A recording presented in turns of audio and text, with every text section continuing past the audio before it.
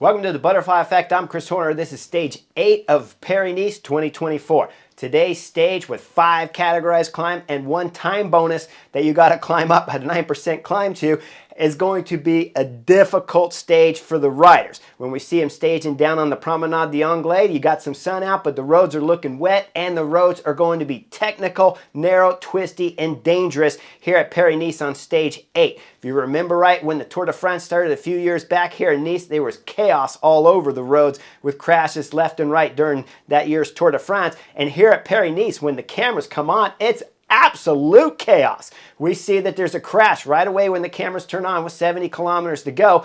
And Carlos Rodriguez from Ineos is over to the left. Egan Bernal's in the center of the road, but I can't tell if he actually went down or just got off his bike. And then Santiago Buitrago from Bahrain Victorious is laying on the floor. He won't finish Paris-Nice, so he has no shot of getting another second stage victory here, as Santiago Buitrago will jump in the car after this crash. Now, when the cameras go forward, I'm trying to fill in the gaps, but I don't really know what's happening because it is chaos all over the place. But I know my man Victor Campenaerts is going solo. That's the only thing that's clear to read. When we look at the group chasing him, we'll call it about 12 guys. And we see Mads Pedersen from Trek is in there. We go back to the GC favorites group. Trek is pulling on the front because Skilmos is at the front of this group of about 15 riders, with the GC hopefuls here trying to win the general classification of Paris-Nice and trying to win the stage. In that group, I saw 2 Bora Hansgrohe, that's Vlasov and Primoz Roglic, made this front group of about 15 riders. Skilmos, I told you, is there. And we see that UAE Team Emirates Grosschartner and Brandon McNulty's there. Visma Lease Bikes got 2 riders. I believe it's Wilco Kelderman, but I know for sure Jorgensen is in this front group because he's always close to McNulty. Now, we go back to the next group that's chasing. We see it's UAE Team Emirates. They have 3 riders in this group and 2 riders are on the front trying to bring everything back together because they know Brandon McNulty might need some help up here on stage 8 if his legs aren't going good. And when we look at the interviews from Brandon McNulty, he says it's about hope, is the way I'm taking his interview when he says it. It's about hope getting through today's stage because his legs are getting a little sore. And he knows that Remco Evenepoel, who's in that front split right now of GC favorites, is going to be motivated to try to light things up. Now, in that group, though, with Remco Evenepoel, is no teammates from Soudal Quickstep. They're back there with UAE Team Emirates, and that second group of peloton chasing that first group, that's chasing the Mads group, that's chasing my man Victor Campenaerts. We get on to the next climb, the third climb to go here, and Campenaerts is digging deep as he's trying to get maximum KOM points. Behind what's happening? Well, Mads Pedersen got caught in the group of about 12-15 riders from the first GC group, and now Mads is drilling it on the front going up this third climb from the finish here on stage 8 of Paris-Nice. Victor Campenaerts, he's focused on the bike, putting everything he can into the pedals, and he'll get maximum KOM points.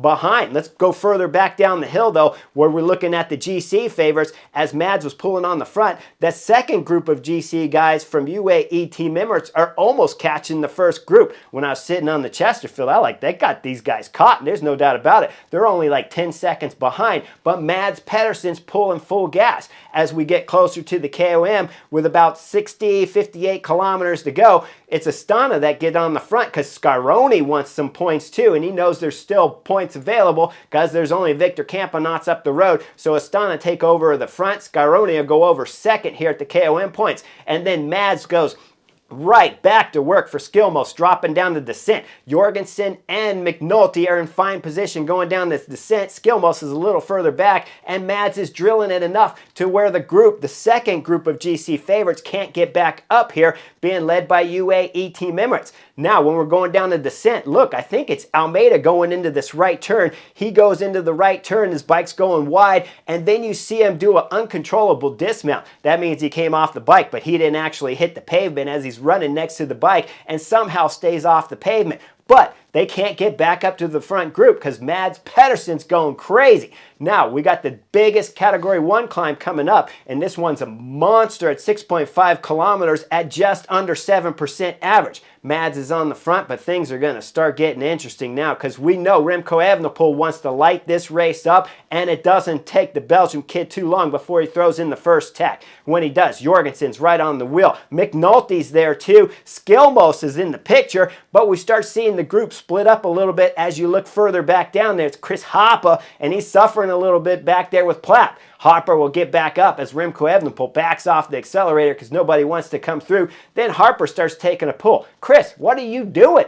I know what you're thinking. You're like, I'll ride the front. This will be great for Plapp. It's not great. Plapp is going to get dropped. Just keep your legs fresh for the next attack that Remco Evenepoel is going to put on. And then when Plapp gets dropped for a second time, you have some kind of legs to be able to pace them, to try to bring them back up, and hopefully they play some tactics up there. But Hoppe's not listening to me, so Remco Evenepoel's going to throw in another tack, and this is going to dislodge Harper right away. But Jorgensen is not dislodged. We see McNulty still there. Skilmos clawing his way back. Primoz Roglic, Vlasov, they're in the picture. And then it backs off again from Remco Evenepoel, and the group starts coming back together. This time it's Grossschartner that gets on the front UAE team members for Brandon McNulty. Now I'm thinking, Grossschartner, you don't need to get on the front, man. Just let it come to a stop. You got teammates somewhere back there, I'm sure. I know Almeida, if it was him that looked like he did that uncontrollable dismount, is still somewhere back there. And there's got to be Jay Vine, someone, because I saw at least two, because the third, of course, was Niels Paulette back there chasing, but he's not going to be much help. But there's got to be at least one or two in the group behind for sure. So keep it slow. Let the group come back together. Don't set tempo at the front. Just let it sit and follow Remco Evenepoel. If he's not on the front, don't pull. If Jorgensen doesn't want to attack Brandon McNulty and win here at Paris-Nice, then don't pull and set the pace and keep it so the second group can't come back together, which you have teammates in.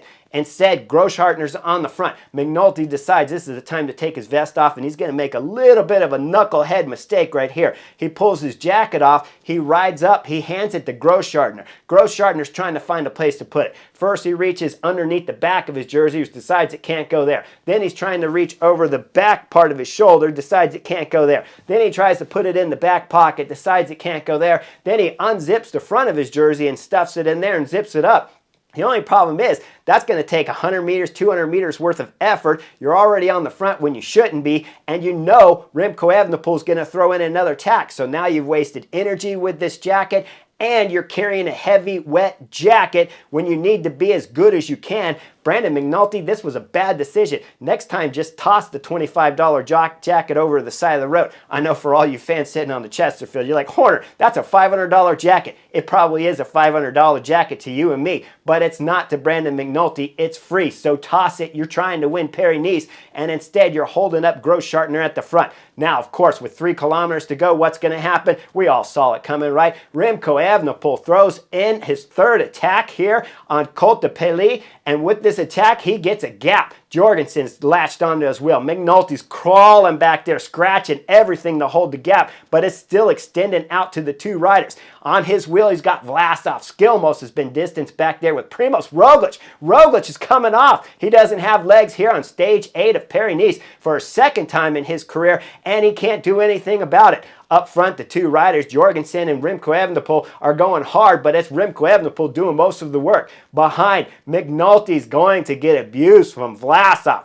Remember yesterday, stage 7, when he got abused from Skilmos? Well, now it's Vlasov's time to abuse McNulty as he jumps him and goes straight across to the 2 riders in front. Now Jorgensen is taking pulls. Brandon McNulty's looking back over his shoulder. He needs some help. He'll get caught by Skilmos, and then a few other guys with Primoz Roglic and Scaroni will get back up to make a group of 5 back there, but up front, the 3 guys, they're going full gas because now Jorgensen is helping Remco Evenepoel. They'll go over the KOM with Vlasov getting first, Jorgensen second, and Remco Evenepoel third. With that, we know it's going to start being a drag race between the group in front and the group behind, with Brandon McNulty trying everything he can to get back up to the front group to win Paris-Nice. But up front, Jorgensen is absolutely throwing down through the Kurtz. He lives in this neck of the woods, so he knows these roads left and right and all the turns all about. So he's going full gas. Remco Evenepoel is just holding on to his wheel coming down the descent as Jorgensen clearly looks like he's the better of the 2 riders going downhill. But when I'm sitting there listening to Peacock, I hear Bob Roll say, if I'm Jorgensen, I don't do much work with Remco Evenepoel right now. And I'm sitting on the Chesterfield like, you don't do much work, Bob? You're sitting second on the general classification. If I'm Remco Evenepoel, I don't do much work with Jorgensen because I want to win the general classification and the stage, and the only way to do it is to actually be having Jorgensen do more work. Now, if I'm Jorgensen, I'm thinking, hey, If Remco Evenepoel wants to do 90% of the work here, I'll go ahead and let him do it, no doubt about it. But you don't have a choice. If you want to win the general classification and your name is Jorgensen, you ride for Visma Lease Bike and you're sitting 4 seconds back in second place here on the general classification. It's your job. You have to do the work. The only problem is, though, Remco Evenepoel doesn't know how to play tactics, so he's doing so much work at the front that he's burning his legs up, and Jorgensen looks solid all the way up that last climb. Now, they're putting time into the group behind. Their gap's at about a minute. Primoz Roglic is going back to the car as they're coming down the descent because he's freezing. He probably doesn't know what it's like to sit on the back of the group and rest. It gets cold back there if you're not on the front doing 400, 500 watts like he normally is when he's attacking riders. Now he's just following wheels. He's getting cold. That's why we see him putting on a jacket, and we see the two riders up front, Remco Evenepoel taking his arm warmers off, and we see Jorgensen tossing his vest over to the side. That means they're going full gas and they're going 400, 500 watts on the front, taking big time pulls, and it's Skilmos and McNulty back there that are chasing with everything they got. They don't have any help from Plapp. Scaroni's not pulling, and of course Primoz Roglic has got his teammate Vlasov in the front, who's got a free ride up there, and Primoz Roglic has got a free ride in the back, but yet he's freezing. They'll drop down the descent with the curves left and right, and then they're going to start the sprint line point competition with about 25 kilometers to go. It's a steep little uphill, and we'll see Remco Evenepoel's on the front. What are you doing, Remco Evenepoel? Jorgensen needs the time bonuses. You need the time bonuses. Are you just going for the stage win? Did you make a deal with Jorgensen to help him win GC and you get the stage? Maybe that's it. If that's the case, you don't need time bonuses. But Jorgensen's going to win the 6-second time bonuses. Remco's going to cross the line for 4, and Vlasov's for 2-second time bonuses for 3rd place. Behind, when the group hits this hill, Primoz Roglic falls off. Scaroni's off the back with him, and then Scaroni's going to jump Primoz Roglic and try to bridge back up to the group of 3 in front. He'll get up there and he'll make 4 guys in front coming down as we're getting ready to start the technical descent before the last and final climb up here of Chemins that starts with about 13 kilometers to go. As they drop down the descent, they'll make the right at the bottom at the coast there. Instead of going left to Promenade d'Anglais where it finishes, they're going to go right. Then they go about 800, 1K further. They're going to take the next right, and now they're going to start the last and final climb here at Paris-Nice. They got a solid lead. At this moment, Remco Evenepoel, you don't need to be on the front, man. You don't have to do anything. This is all Jorgensen's job to ride the front of this climb if he wants to win here at Paris-Nice. If you get caught from behind, you attack those guys later and you try to win the stage, but you don't need to ride for Jorgensen. Instead, we see Remco Evenepoel ride in the front. He's going to ride the front of the last and final climb here of Paris-Nice on stage 8 for about 1.5 kilometers until Jorgensen gets on the front. Jorgensen will pull for 100 meters, 200 meters max, and then guess what? Remco Evenepoel gets back on the front again, and now we're going to see that Vlasov is hurting from Bora Hansgrohe as we hit the steepest pitches here of Chemins. As we hit the steep pitch with about 16%, Vlasov's coming off the back, and then Remco Evenepoel is still on the front helping Jorgensen win Paris-Nice instead of thinking, maybe I'll put Jorgensen on the front and then I'll attack him going up this final climb. Instead, he's pulled the front throughout every mountain stage here of this Paris-Nice at every moment, and now he's still doing it. We reach the top of the KOM. The 2 riders go over the top. Vlasov's not in the picture anymore, so we know that Jorgensen's going to win Paris-Nice if he can make it down this descent. Behind, Brandon McNulty and Skilmos has dropped everybody. Egan Bernal, if I back the camera up to the start of the climb, he had found his way all the way up to Brandon McNulty's group, but clearly his legs were hurting because now Brandon McNulty and Skilmos are going over 4th and 5th at the top of the KOM, but they're out of the picture for winning GC. Can Brandon McNulty, though, hold on to a podium spot here and keep Vlasov in check? As the 2 riders in front are dropping down the descent, they're about 1 kilometer from the last and final left turn to the coast of Promenade d'Anglais, and Jorgensen knows he's going to win Paris-Nice as he celebrates to the camera. They go down to the bottom, hit the left. They're on Promenade d'Anglais. Jorgensen's going to lead Remco Evenepoel into about 1 kilometer to go. Once they get to about 200 meters to go, Remco Evenepoel is going to throw in a huge acceleration. Gap there of Jorgensen's going to follow the back wheel of Remco Evenepoel. Then just before the line, Remco Evenepoel, the Belgian kid's going to sit up, make a telephone call, and slam it down to make a point. Well, you made a point? Remco Evenepoel, your point here looked like you were racing for 2nd place on general classification and a stage win. That doesn't seem that important to me when you're a Grand Tour winner, when you're a time trial road world champion, when you're a road world champion, And when you won LBL 2 times throughout your career, plus a host of other wins, massive wins, you were willing to sacrifice trying to win the general classification here and slamming down the phone for a stage victory and second on the GC? Man, that was shameful, I think, up here on the butterfly effect. I think you should have done everything you can to do the first attacks on the Col de Pelée for sure. But once you get the gap, it's Jorgensen's job to do the most of the work all the way in the finish if he wants to win Paris-Nice. And then you try to light him up on Col de Chemins, the last and final climb here at Paris-Nice. Instead, you rode tempo at the front, never once throwing in a huge acceleration against the Visma-Lease bike rider, and you want to slam the phone down at the end of the last finish line here at Paris-Nice on stage 8. Okay, you won the KOM jersey, you won the stage, but when you have a resume that looks like yours, I don't like it. I think it's knuckleheadism. It was bad tactics from stage 1 all the way through this whole week of Paris-Nice for a rider like Soudal quick-step rider Remco Evenepoel is with his resume to come across the line and be given a stage win. When your resume looks the way it looks, I'm not happy with it at all. He'll win the KOM competition, the sprint jersey competition, and win the stage and finish second on the general classification. But guess what? When we look at the podium, it's Jorgensen from Visma-Lease bike that's sitting on the top step, Remco Evenepoel. Your second, Brandon McNulty, if we back the film up, did a good job of holding Vlasov all the way down the descent to round out the podium here of Paris-Nice, and he'll finish third. But when we look further back, Egan Bernal did a solid ride too. Remember, he was off his bike at the start of this race, and now he's back in there and still going to finish top 10 here. Primoz Roglic dropped way back, lost something like 4 minutes on today's stage, finished 17th thereabouts, but will finish in the top 10 of the general classification when it's said and done too.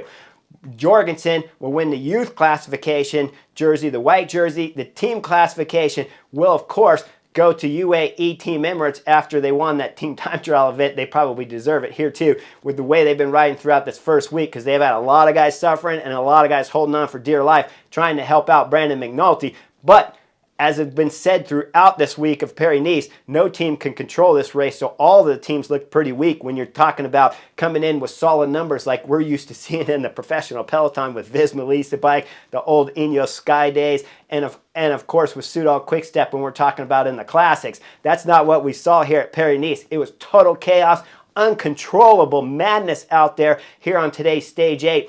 And just about every other mountain stage before. Now, one last thing before I get ready to go here and wrap up Paris-Nice. When it comes to Jorgensen, he used to be a jelly belly rider. Remember, way back in the day, here's a picture of him. His old director sportif beast, Danny Van Hout, had a suspension put on him from the UCI. He runs one of the women's teams, and he started with not enough women at one of the races, and he had a mechanic sign on in one of his female riders' place there so that the team can start. The UCI gave him basically a 1.5 year suspension.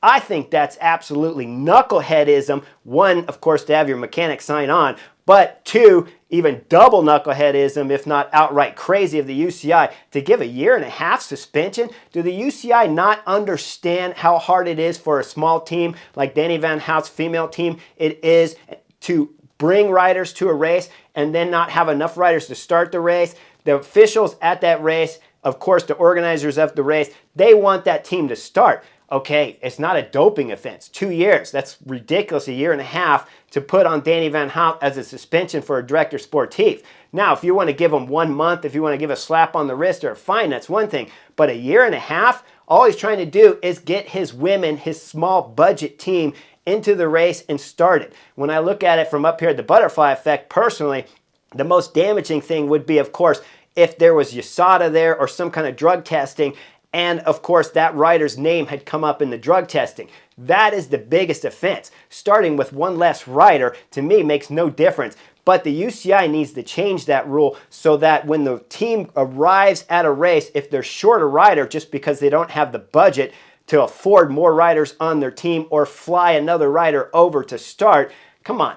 1.5 year suspension? Okay, Danny Van Hout's a bit of a knucklehead for having his mechanic sign on, but I do remember a story from back in the day with FDJ when I was flown all the way from all the way from Nice, France, where I lived, up north, and signed on to the race just to start, and then of course drop out later because I had an arm that was broken that it was just starting to recover. So I started the race and then was dropped out. So the team had to pay to fly me all the way up to the race, pay for the expense of picking me up, pay for the flights, get me to the race, sign on, just to have me drop out, I think in the first feed zone, or maybe even before that. It might have been before the race even started proper. And then I flew all the way back to Nice. A small budgeted team like Danny Van House will not have that budget. So a little shout out there to the UCI to maybe fix this little must start list that you have where teams can't start if they don't have all the right number of riders to start.